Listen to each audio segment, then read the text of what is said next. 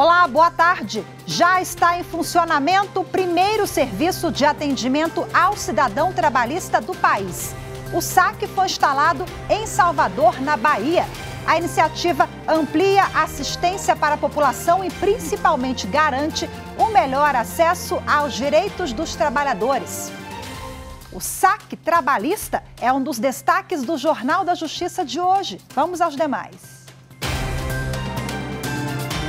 Termina a cerimônia de lacração dos sistemas das eleições 2022.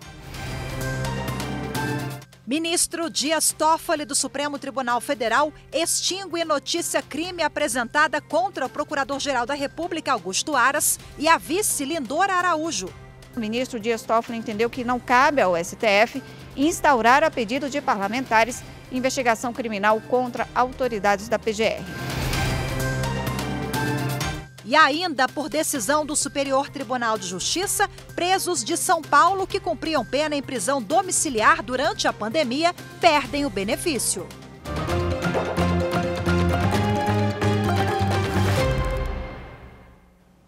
O Tribunal Superior Eleitoral concluiu nesta sexta-feira a cerimônia de assinatura digital e lacração dos sistemas eleitorais. A solenidade contou com a participação do presidente do tribunal, ministro Alexandre de Moraes, e de outras autoridades. Vamos agora direto ao TSE falar ao vivo com o repórter Paulo Melo, que acompanhou e traz para a gente agora os detalhes. Olá, Paulo, muito boa tarde para você. Boa tarde, Rafaela. Boa tarde a todos. O evento atesta a integridade e também a autenticidade dos programas a serem utilizados nas urnas eletrônicas durante as eleições deste ano. O sistema foi assinado digitalmente, foi lacrado fisicamente e depois levado à sala-cofre aqui do tribunal. O presidente do TSE, ministro Alexandre de Moraes, esteve presente na solenidade que encerrou agora há pouco e destacou a transparência, a seriedade, a segurança e também a confiança no processo eleitoral. Confira.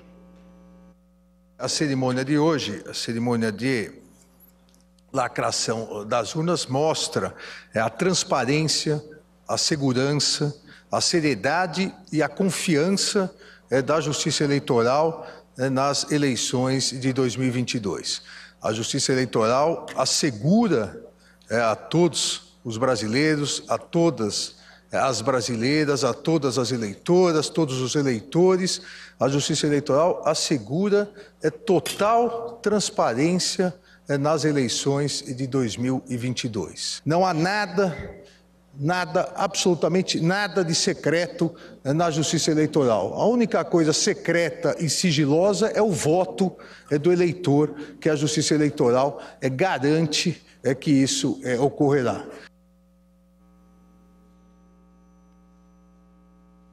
A próxima etapa prevista no calendário é a distribuição das cópias dos programas aos tribunais regionais eleitorais para que possam ser inseridas nas urnas eletrônicas para a utilização no pleito deste ano. Rafaela. Muito obrigada, Paulo, pelas informações. Boa tarde, até a próxima. O Tribunal Superior Eleitoral aprovou a candidatura de Ciro Gomes, do PDT, e negou o registro de candidatura de Roberto Jefferson, do PTB, ao cargo de presidente da República. Em sessão plenária realizada nesta quinta-feira, os ministros do Tribunal Superior Eleitoral negaram por unanimidade o registro do candidato Roberto Jefferson, do Partido Trabalhista Brasileiro, ao cargo de presidente da República. O entendimento foi de que o político continua inelegível até dezembro de 2023. Já a candidatura do vice-presidente na mesma chapa, Kelmon da Silva Souza, foi deferida pela Corte. O PTB tem agora prazo de 10 dias para a indicação de um novo candidato à presidência. Na mesma sessão, os ministros aprovaram, também de forma unânime, a candidatura de Ciro Gomes, do Partido Democrático Trabalhista, e da sua vice, Ana Paula Matos Moreira, para concorrer à presidência nas eleições de 2022. Na terça-feira, 30 de agosto, o TSE já havia deferido a candidatura de Léo Péricles, do Partido Unidade Popular. Bom, e na sessão plenária da próxima terça-feira, dia 6, estão previstas as análises dos registros de candidatura de Jair Bolsonaro, da coligação Pelo Bem do Brasil, Soraya Tronic, do União Brasil, e de Pablo Marçal, do Partido Republicano da Ordem Social. O prazo para julgamento dos pedidos termina em 12 de setembro. O andamento dos registros de candidaturas pode ser acompanhado pelo sistema Divulga Candicontas, ferramenta do TSE que traz informações de cada candidato. O ministro Dias Toffoli do Supremo Tribunal Federal extinguiu notícia-crime apresentada contra o Procurador-Geral da República, Augusto Aras, e a vice Lindora Araújo. Eles foram acusados por parlamentares de praticar crime de prevaricação. Toffoli entendeu que não cabe ao Supremo o papel de investigar integrantes do Ministério Público. Os autores da ação são 7 senadores membros da CPI da pandemia que pediam para que o Procurador-Geral da República, Augusto Aras, e a vice-procuradora-geral Lindora Araújo fossem investigados por suposta omissão na apuração de crimes. De acordo com os parlamentares, os membros do Ministério Público teriam blindado o presidente da República, Jair Bolsonaro, e ministros do governo por terem arquivado 10 apurações preliminares que investigavam a prática de delitos como charlatanismo, prevaricação, infração de medida sanitária, uso irregular de verba e epidemia, com resultado de morte. Ao negar e extinguir a notícia-crime, o ministro Dias Toffoli entendeu que não cabe ao STF instaurar, a pedido de parlamentares, investigação criminal contra autoridades da PGR. Toffoli explicou que, de acordo com a lei orgânica do Ministério Público da União, o pedido de investigação criminal deve ser feito ao subprocurador-geral da República, designado pelo Conselho do MPF. Veja a seguir, primeiro serviço de atendimento ao cidadão trabalhista instalado em Salvador, na Bahia, garante um melhor acesso aos direitos dos trabalhadores. Os detalhes em instantes, voltamos já já.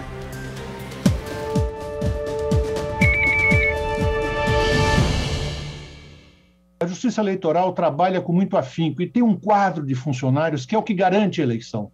Não são os juízes, os que passam temporários, que passam por lá em todas as esferas. São os funcionários da Justiça Eleitoral que, com amor e muita dedicação, exercem as suas funções e garantem um pleito seguro, honesto, correto e, principalmente, rapidamente apurado.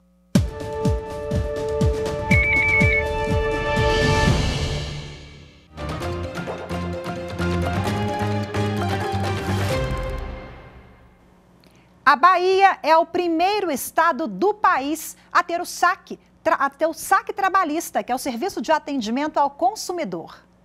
Quem tem processos no TRT da Bahia agora conta com o saque trabalhista, iniciativa pioneira no país. Lançado oficialmente, o serviço está disponível no Fórum do Comércio em Salvador, onde estão as 39 varas do trabalho da capital. A iniciativa do saque trabalhista começou a virar realidade com a implantação do projeto piloto envolvendo o Cine Bahia, serviço de intermediação para o trabalho do estado da Bahia. E desde a implantação já foram realizados mais de 250 atendimentos. Com a inauguração oficial, além do Cine Bahia, postos do Ministério Público do Trabalho, do INSS, da Secretaria Regional do Trabalho, SENAC e SENAI foram implantados. O procurador-chefe do Ministério Público do Trabalho na Bahia, Luiz Carneiro Filho, destaca que a união dos serviços traz mais acesso para a população. É o primeiro posto avançado fora das sedes do MPT.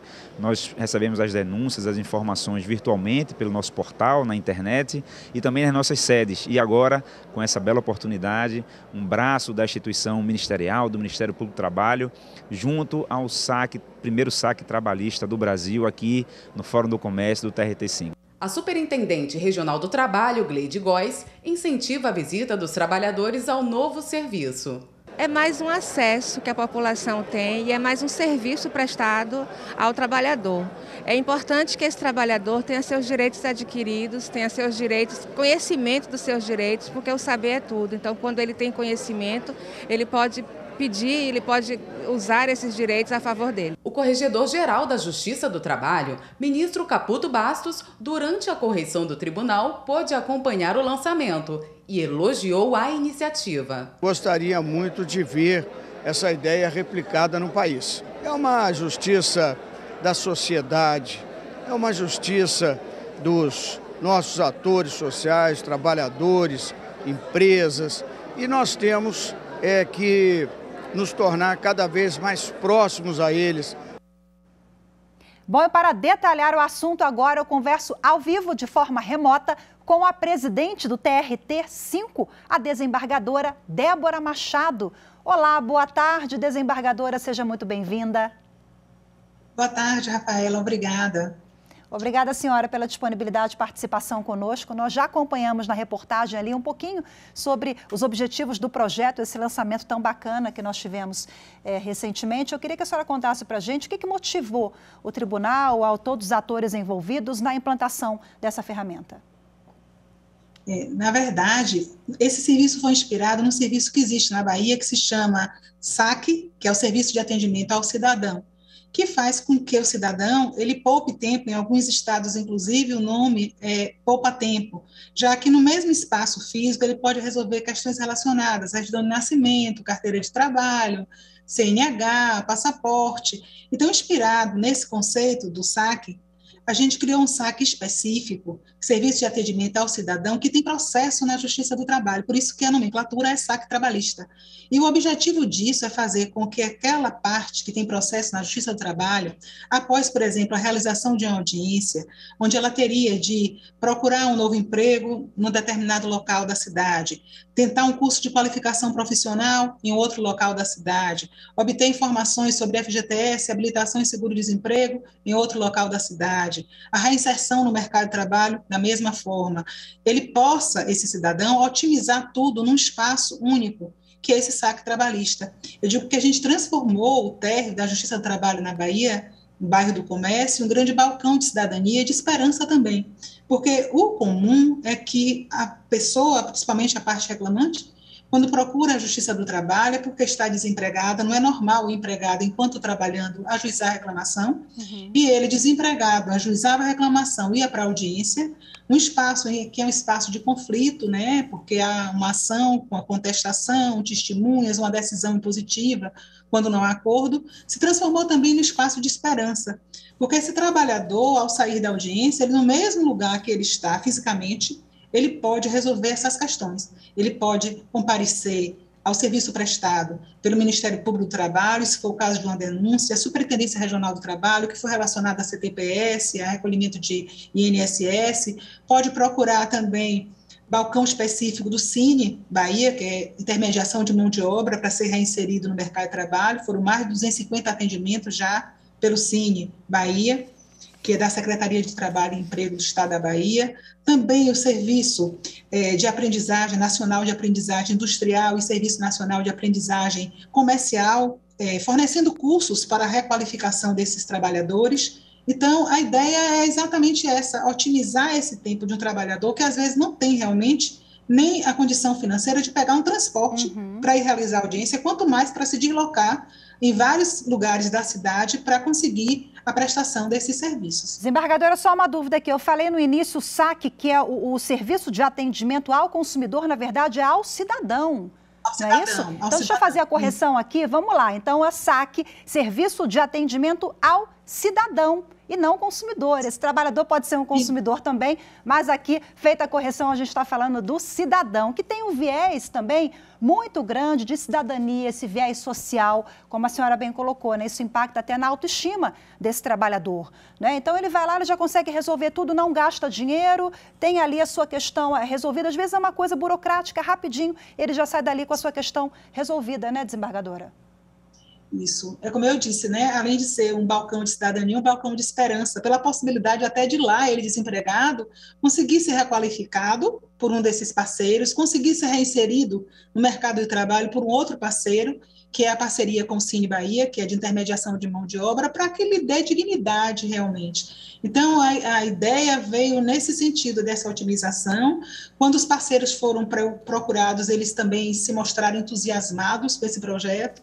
Eu sou uma grande entusiasta do projeto, eu tenho mais de 33 anos de magistratura, estou agora na presidência do tribunal, mas é um projeto que eu acho que ele vai trazer uma esperança e uma motivação maior para o cidadão que às vezes está se sentindo desesperançoso. Rapidinho para a gente finalizar aqui, por favor, desculpa a interrupção, mas rapidinho para a gente finalizar, o horário de funcionamento de segunda a sexta?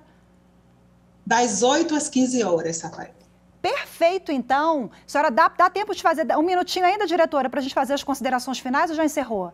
Um minutinho, então, para a gente finalizar, então. Pode convocar a população, o cidadão, doutora? Exatamente. O importante frisar também, Rafaela, porque no começo as pessoas aqui começaram a confundir, achando que era um novo saque comum ao saque que a gente tem, que esse saque é exclusivo para quem tem processo na Justiça do Trabalho, um objeto de sonho, né? Quando a gente sonha sozinho é só sonho, quando sonha em conjunto é realidade, de movimentação desses parceiros e servidores do tribunal, principalmente do diretor-geral, Horócio Pedreira, que também, desde o início, foi quem trouxe a ideia e a gente foi amadurecendo e dizendo que o que a gente quer com o saque trabalhista é prestar cada vez mais uma atividade jurisdicional mais de excelência, mais qualificada e também permitir que no espaço físico da Justiça do Trabalho a cidadania do trabalhador seja resgatada. Perfeito. Então, basicamente, seria isso, Rafaela. Obrigada. Eu que agradeço. Parabéns pelo trabalho de vocês, Bahia, aí, nesse pioneirismo, né? Saque cidadão. Muito obrigada. Boa tarde para a senhora. Tchau, tchau. Boa tarde. Tchau. Veja a seguir no próximo bloco, por decisão do Superior Tribunal de Justiça, presos de São Paulo que cumpriam pena em prisão domiciliar durante a pandemia, eles perdem o benefício. Os detalhes você acompanha em instantes. Voltamos já.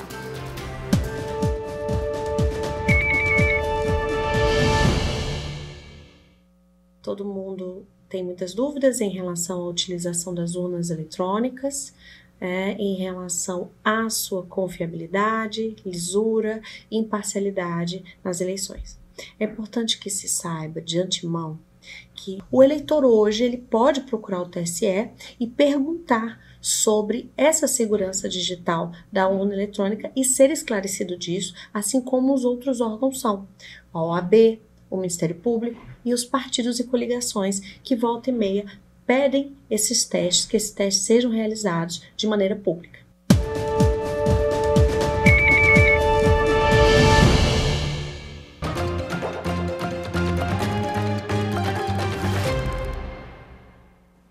O Superior Tribunal de Justiça suspendeu o benefício de presos de São Paulo que cumpriam pena em prisão domiciliar durante a pandemia. Vamos agora direto ao Superior Tribunal de Justiça conversar ao vivo com a repórter Jéssica Castro, que do STJ vai trazer para a gente os detalhes dessa decisão. Olá, Jéssica, muito boa tarde para você.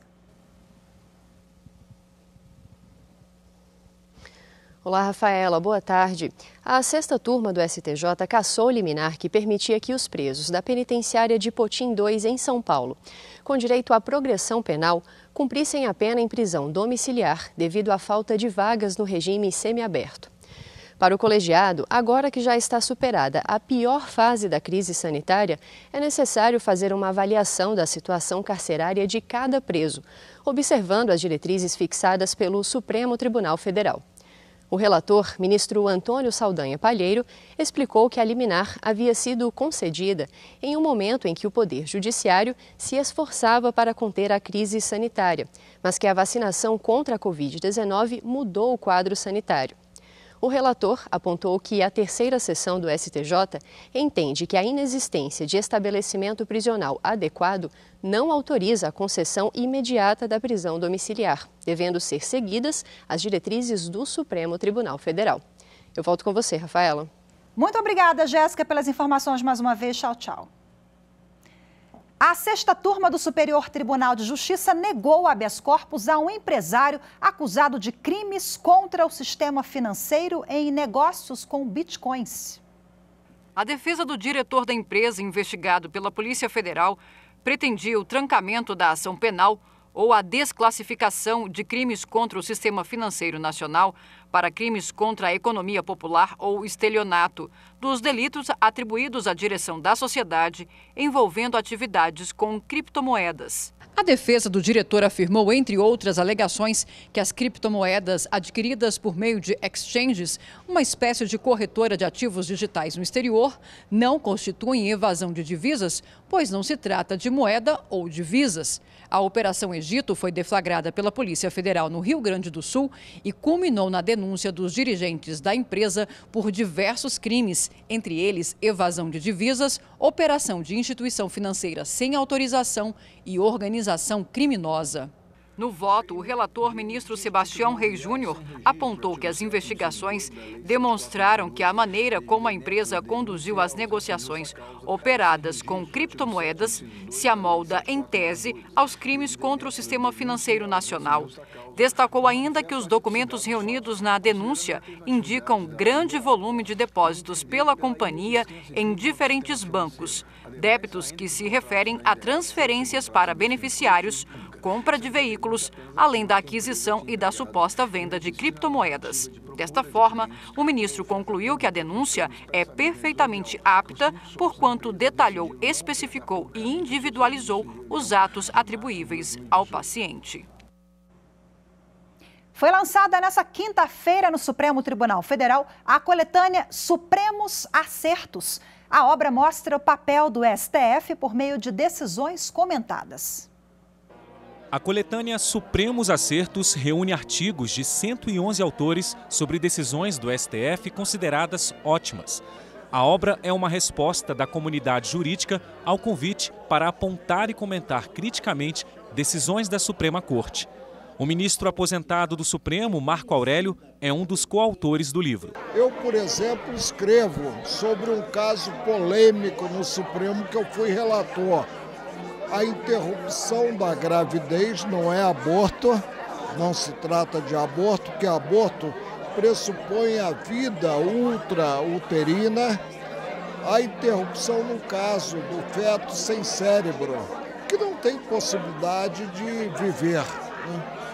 E avançamos, considerada a busca de dias melhores para esta sofrida república. A coletânea é organizada por professores de Direito Tributário da Universidade Federal de Minas Gerais e por professores de Direito Financeiro da Universidade de São Paulo. Tem 1000 páginas de professores das mais variadas universidades do país, todos eles cantando votos sensacionais, votos que mudaram o país e tornaram o Brasil melhor. Decisões marcantes que constroem a democracia, o federalismo, o Estado democrático de direito, né? E que, portanto, colocam o Brasil na Constituição, no caminho da Constituição. Os organizadores ressaltam que a edição do livro demonstra o papel fundamental que o STF tem exercido na construção do Estado democrático de direito. É um trabalho paradigmático para demonstrar que o Supremo é importante no Estado democrático de direito e que muitas das suas decisões são decisões que devem ser adotadas por todos os tribunais e aplaudidas por todos. O Laboratório de Inovação da Associação Elas Pedem Vista, formada por advogadas de Brasília, se reúne uma vez por mês para discutir os principais desafios enfrentados por mulheres sócias de escritórios de advocacia. A iniciativa faz um ano e está abrindo inscrições para 50 advogadas de todo o país. As reuniões do grupo ocorrem na primeira quinta-feira de cada mês, de forma virtual, sempre com rodas de conversa com especialistas renomadas de diversas áreas. Ficou interessada? Acesse o link para inscrição no Instagram da associação, esse que aparece na sua tela, @ElasPedemVista. Hoje ficamos por aqui, muito obrigada pela sua companhia, ótimo fim de semana para vocês, excelente tarde, até segunda, tchau, tchau.